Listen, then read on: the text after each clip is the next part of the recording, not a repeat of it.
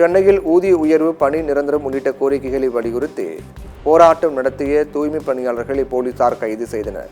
சென்னை மாநகராட்சி அலுவலகம் முன்பாக உழைப்போர் உரிமை இயக்கம் சார்பில் 500க்கும் மேற்பட்ட தூய்மை பணியாளர்கள் மற்றும் சுகாதார பணியாளர்கள் ஊதிய உயர்வு, பணி நிரந்தரம் உள்ளிட்ட கோரிக்கைகளை வலியுறுத்தி போராட்டத்தில் ஈடுபட்டனர்.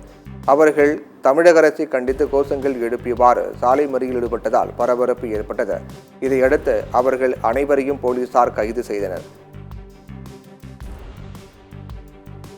நாங்கள் வந்த முக்கிய காரணம் என்னன்னா, 3 நாளாக ஒரு உயிரை பணைய வச்சு எங்கள் மாநிலத்தில் பாரதி உண்ணாவிரத போராட்டத்தில் இருக்கார். அதுக்கு சென்னை மாநகர அதிகாரி மற்ற யாருமே பேச்சுவார்த்தைக்கு வரல. இதை கண்டித்து ஆர்ப்பாட்டம் இப்பயும் அரெஸ்ட் பண்ணுறாங்க. இந்த போராட்டம் கட்டாயம் தொடரும். ஏன்னா இன்றைய பொழுதோடு முடிய போகிறதில்ல. எவ்வளோ அரெஸ்ட் பண்ணாலும் எல்லா மண்டலத்திலையும் இருக்கும். நாளைக்கு எந்த மண்டலத்திலையும் குப்பை எடுக்க விட மாட்டோம். எங்கள் எண்ணிலும் இருக்கிற எந்த மண்டலத்திலையும் குப்பை எடுக்க விட மாட்டோம்.